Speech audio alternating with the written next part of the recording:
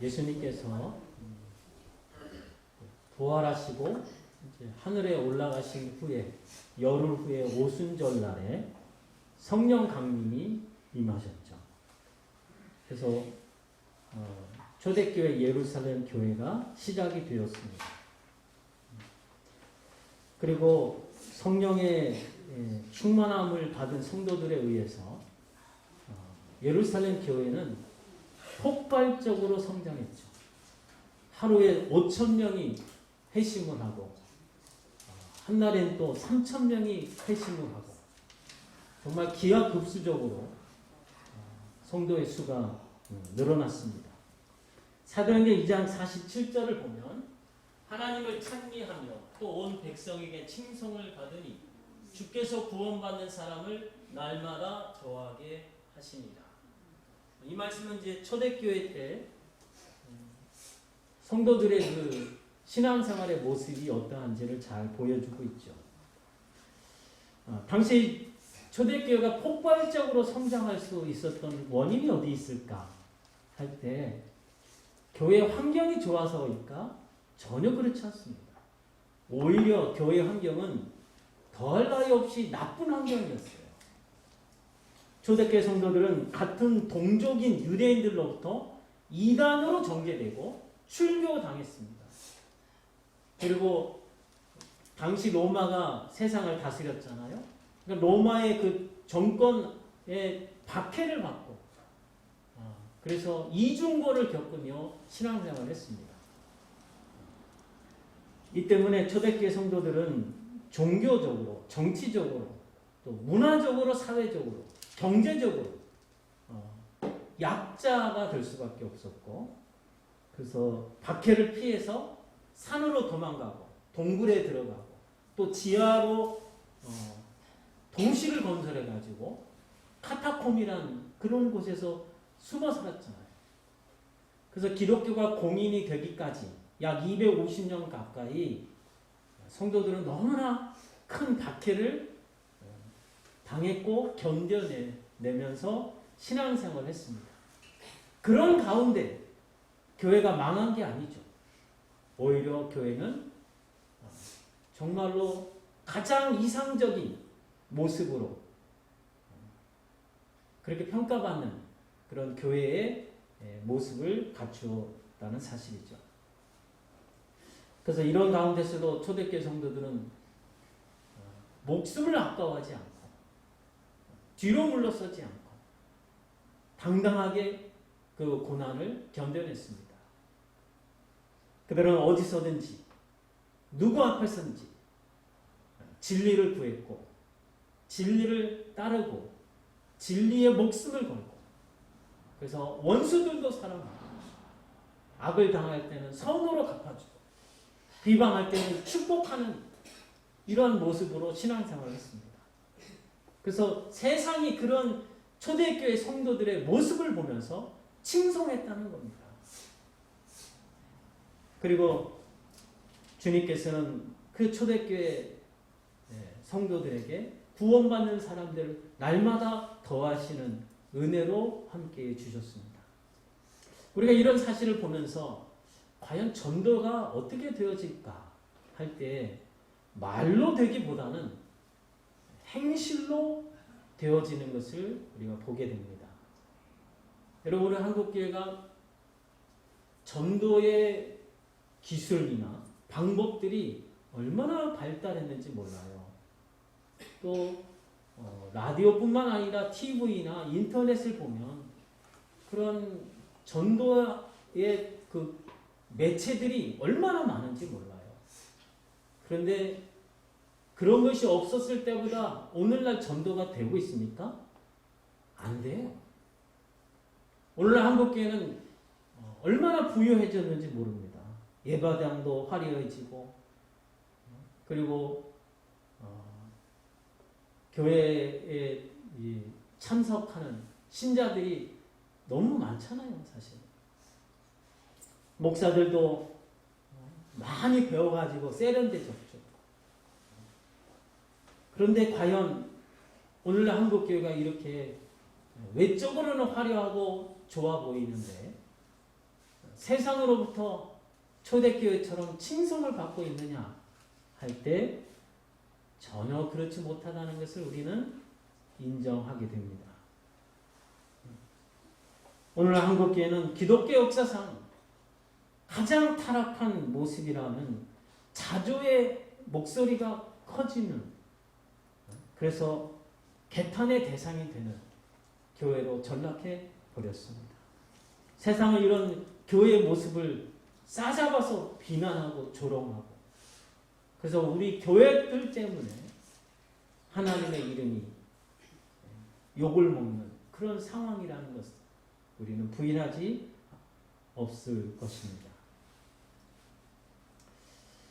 오늘 한국교회 이런 모습에도 불구하고 교회에서 선포되는 말씀을 보세요. 죄를 지적하고 책망하고 하나님께로 돌이키라는 이런 회개의 메시지는 거의 없고, 여전히 듣기에 좋고 달콤하고 부드러운 그런 메시지가 선포되고 있어요. 그래서 신자들은 그런 말씀들을 즐겁게 들어요. 그리고 가볍게 소비해버립니다. 그러니까 말씀에 붙들려서 말씀에 순종하는 헌신자들이 아니라 그냥 즐겁게 듣고 소비하는 소비자들이 되었다는 것입니다. 그리고 홍수성에는 생수가 부족한 것처럼 오늘 한국 교회 강단에는 설교가 정말 쏟아져 나오지만 과연 우리를 살리는 생명의 물처럼 그런 진리의 말씀이 과연 풍족한가 할 때 우리는 그렇지 않다라는 것을 보게 됩니다. 이러한 한국교회의 모습을 보면서 어떤 교회 목사님이 한국교회는 심각한 성인병을 앓고 있다라고 말을 합니다. 겉모습은 참 문제없어 보이지만 속으로는 골병이 들어서 무기력하다는 거죠. 힘을 못 쓴다는 거예요. 신자들은 입에 달콤하고 부드러운 것만을 요구하고 그런 것이 아니면 하나님의 말씀으로 치부하지 않는 그러한 분위기가 되었습니다. 그래서 한국교회 강단에서 설교되는 주제들을 보면 죄와 회개와 책망과 경건과 의로움과 이런 메시지는 별로 없고 위로하고 격려하고 축복하고 또 긍정하고 형통하고 희망과 비전과 이러한 메시지들이 홍수처럼 많은 시대가 되었다는 것입니다. 이런 모습에 대해서 디모데후서 4장 3절로 4절 말씀 우리 같이 읽겠습니다. 시작. 때가 이르니 사람이 바른 오를 받지 아니하며 귀가 가려워서 자기의 사욕을 따를 스승을 많이 두고 또 그 길을 진리에서 돌이켜 헛간한 이야기를 따르리라. 바른 교훈이 뭘까요? 바로 진리입니다. 사람들은 진리를 원하지 않는다는 거예요. 그럼 뭘 원하냐? 귀에 듣기 좋은, 나를 축복해주고 내게 위로가 되고 격려해주고 할 수 있다, 긍정의 말, 그렇게 희망에 찬 메시지를 원한다는 겁니다. 그래서 그러한 메시지를 전하는 사람들을 환영하고 초빙을 하죠. 반면에 진리를 전하는 사람은 인기가 없어요. 여러분, 설교라는 게 무엇입니까? 하나님의 진리를 가감없이 전하는 것이어야 할 줄로 믿습니다. 그런데 설교가 하나님의 말씀은 인용하기는 하지만 그 초점이 하나님께 있는 게 아니에요. 사람에게 있다는 겁니다. 인간을 기쁘게 하고 인간을 위로하고 격려하고 인간의 욕망에 딱 맞는 달콤하고 부드러운 그런 메시지, 이런 것들이 환영받고 넘쳐나는 그러한 시대가 되었고, 그래서 그 결실이 오늘 한국교회의 이 모습인 줄로 믿습니다. 그러면 오늘 한국교회의 이런 모습이 과연 성경적일까 생각해 볼 때 결코 성경적이라고 말할 수 없죠. 오늘 한국교회 안에 선포되는 복음이 지난주에 말씀드린 것처럼 사도가 전해준 복음이라면 오늘 한국교회도 세상에게 칭찬을 듣겠죠. 근데 정반대로 세상으로부터 비난, 조롱을 당하고 있는 것을 볼 때 한국교회 안에 선포되는 복음은 분명 사도가 전해준 복음은 아니라는 것을 우리가 알게 됩니다. 그래서 우리가 한국교회가 살 길은 무엇일까 할 때 바로 사도가 전해진 이 복음, 초대교회에 선포된 이 복음이 회복이 되어야 한다라는 사실을 확인하게 됩니다. 사람을 기쁘게 하는 복음, 사람의 영광을 구하는 복음, 세속화되고 사람 중심적인 변질된 복음으로는 결코 소망이 없다라는 사실입니다. 근데 한국교회는 지금 응당, 하나님 말씀하면 어떤 말씀이 하나님 말씀으로 여겨지냐 할 때 나를 기쁘게 하고 나를 격려해주고 언제든지 나를 축복해주는 긍정의 메시지, 그것만이 하나님의 말씀으로 여겨지는 시대가 되었다는 것입니다. 그래서 사도적 복음이 선포되면 귀에 낯설고 듣기 싫은 까칠한 말씀처럼 들려지게 되었습니다.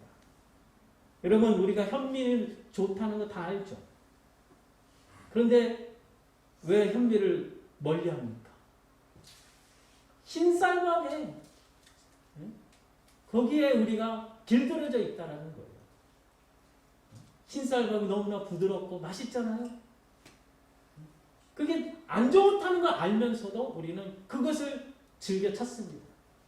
오늘날 한국교회가 바로 그러한 모습이 아닌가, 이런 생각을 갖게 됩니다. 그래서 하나님의 말씀을 걸김없이 가감없이 진리를 선포하는 설교자들은 설자를 잃어가고 있고, 반면에 신자들이 듣기 좋아하는 그런 부드럽고 달콤한 설교를 전하는 설교자들은 환영받고 인기가 있는 그런 시대가 되었다는 것입니다. 오늘 본문에서 우리는 그러한 사실을 또 확인하게 됩니다. 여러분, 오늘 본문의 배경을 보면 이스라엘은 남쪽 유다와 북쪽 이스라엘로 이렇게 갈라져 있는 상태입니다. 근데 남쪽 유다의 이 여호사밧 왕은 경건한 왕이에요. 정말로 신실한 믿음의 사람입니다. 사람이 너무 좋은 거죠. 근데 북쪽 아합 왕은 우상 숭배를 온 나라에 퍼뜨린 정말로 악한 왕이죠. 근데 이 여호사밧 왕이 북왕국 이스라엘로 이렇게 방문을 합니다. 그때 아합 왕이 이스라엘 남쪽 유다 여호사밧에게 제안을 해요. 저 북쪽에 있는 아람이 지금 차지하고 있는 땅 길라 라못은 본래 우리 땅이었다. 그러니까 우리가 힘을 합쳐서 그 땅을 다시 되찾아 봅시다. 이게 제안을 해요. 그때 여호사밧은 좋습니다. 그러나 먼저 하나님께 우리 물어보고 합시다. 그래서 아합 왕이 자기 나라의 선지자 400명을 왕궁으로 불러들입니다. 그래서 400명의 선지자가 하나같이 이구동성으로 하나님께서 승리를 주실 것입니다. 가서 취하십시오. 아주 좋은 소리를 하는 거죠. 근데 여호사밧 왕이 그 400명의 선지자의 그 예언하는 소리를 듣고 나 보니까 좀 아닌 것 같았나 봐요. 그래서 이 사람들 외에 여호와께 물을 만한 다른 선지자는 없습니까? 그때 묻습니다. 그러자 아합 왕이 대답하죠. 한 사람 또 있다고. 이물라의 아들 미가야라는 선지자가 있는데 내가 그를 미워해서 안 불렀다고 하는 겁니다. 왜 미워하냐? 저는 항상 내게 좋은 소리를 해본 적이 없고 나쁜 소리만 한다는 거예요. 그래서 내가 저를 미워해서 부르지 않았다는 겁니다. 그때 여호사밧이 그런 말씀 마시고 그래도 한번 불러서 들어봅시다 해서 사신을 보냈죠. 사신이 가서 미가야를 이제 만납니다. 미가야 선지자님, 지금 왕궁에 400명의 선지자가 와서 모두 하나같이 좋은 소리로 아합 왕에게 예언을 했는데 우리 선지자님도 그 사람들과 좀 동일하게 좋은 소리로 예언 좀 해주세요. 그때 미가야가 뭐라고 대답하냐면 내가 여호와의 사심을 가리켜 맹세하노니 하나님께서 내게 주신 말씀을 그대로 선포할 것이다. 그러고 왕궁에 들어가죠.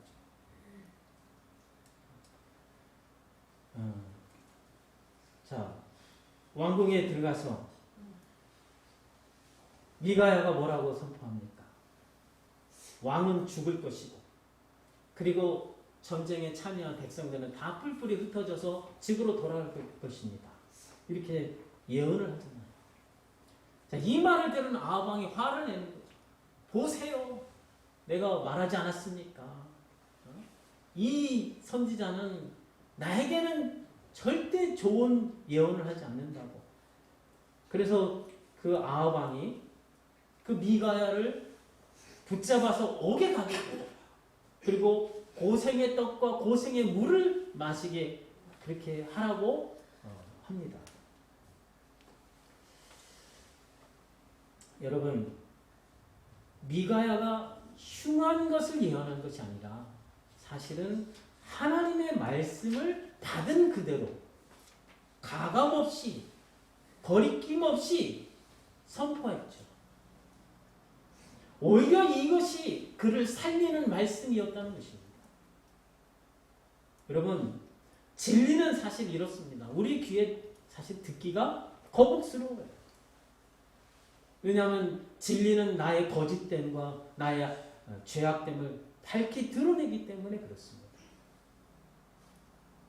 그래서 이 진리의 말씀이 비록 듣기에는 거북스럽지만 그 진리의 말씀을 따라 순종하면 내가 반드시 살고 하나님의 복을 누리게 된다는 사실입니다. 이것이 진정한 하나님의 사랑입니다. 하나님은 아합을 사랑하신 거예요. 그래서 이 미가야를 통해서 참된 진리의 말씀을 선포케 하셨습니다. 근데 아합은 자기에게 듣기 좋은 400명의 선지자의 그 예언의 말을 선택을 한 거죠. 그리고 자기를 진정으로 살리는 그 진리의 말씀을 거부했습니다. 이것이 바로 아합의 완고함이고 어리석음이고 그의 불신앙이었습니다. 사랑하는 성도 여러분, 비록 듣기에 부담이 되고 우리가 삼키기에는 쓰다 할지라도 그 진리의 말씀만이 우리를 살리는 생명의 말씀인 줄로 믿습니다. 그래서 이 진리의 말씀이 내 귀에 들리는 것이 그것이 은혜예요. 아합이 미가야가 전한 그 진리의 말씀을 듣고 그것이 진리로 여겨졌다면 그가 살았을 것입니다.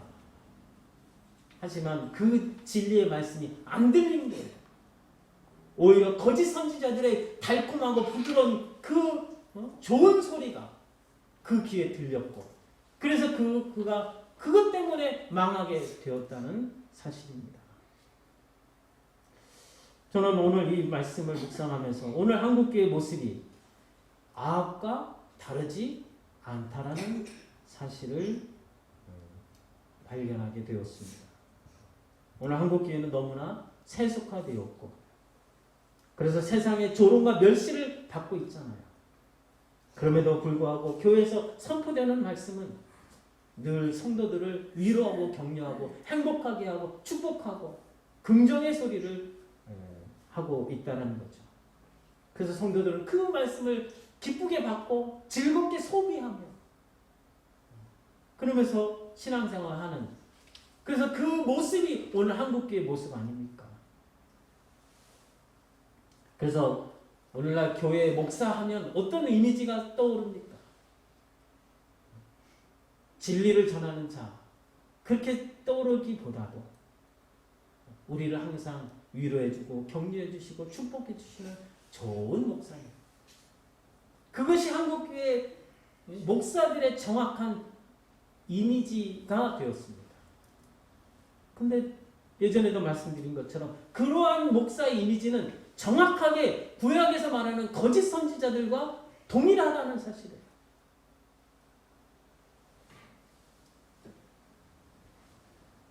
그래서 오늘날 한국교회가 세상으로부터 조롱당하고 비방받는 그런 부끄러운 교회의 모습을 가지게 되었다는 것입니다. 반면에 미가야 선지자처럼 하나님의 말씀을 가감없이 선포하면 사람들이, 신자들이 싫어해요. 그런 진리의 말씀을 원하지 않는다는 거예요. 그저 듣기에 좋은 달콤하고 축복해주는 그런 말씀을 달라는 겁니다.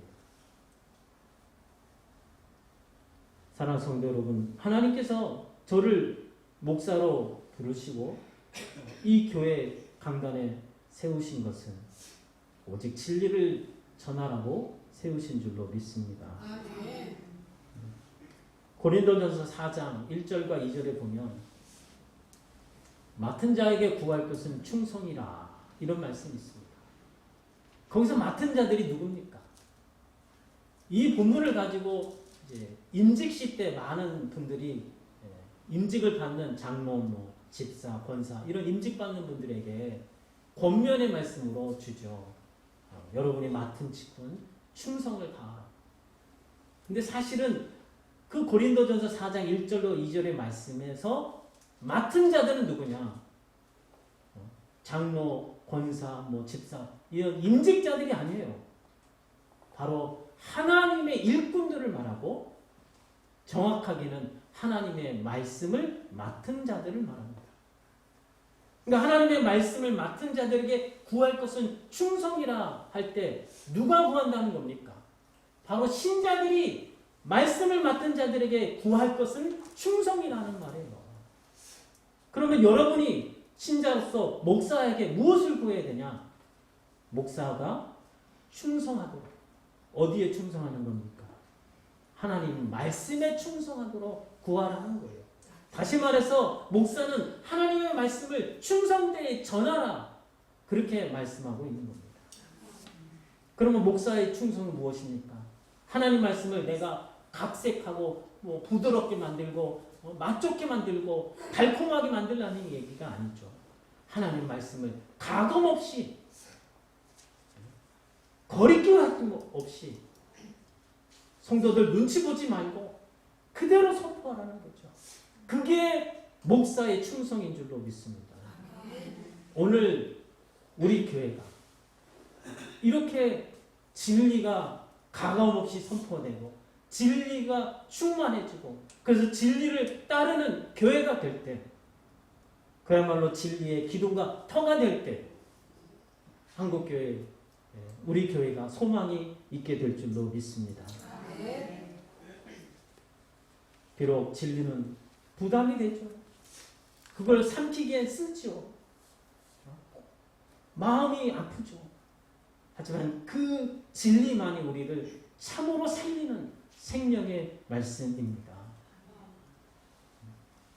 그래서 우리 교회가 진정 소망이 있는 교회가 되기 위해서는 여러분들이 저에게 진리를 구하셔야 돼요. 그리고 그 진리가 듣기에는 거북하고 나를 책망하는 그런 말씀이라 할지라도 여러분이 달가 듣고 그 말씀에 순종하고 그 말씀의 근거로 회개하여 하나님께로 돌이킨다면 진정 하나님의 구원, 하나님의 은혜가 임하셔서 그래서 여러분의 인생이 하나님의 영광의 찬송이 될 줄로 믿습니다. 이 은혜가 진리를 행하고 그래서 좋은 소문으로 풍성한 우리 보성 우리 교회가 될 수 있기를 우리 주님의 이름으로 축원합니다. 아멘.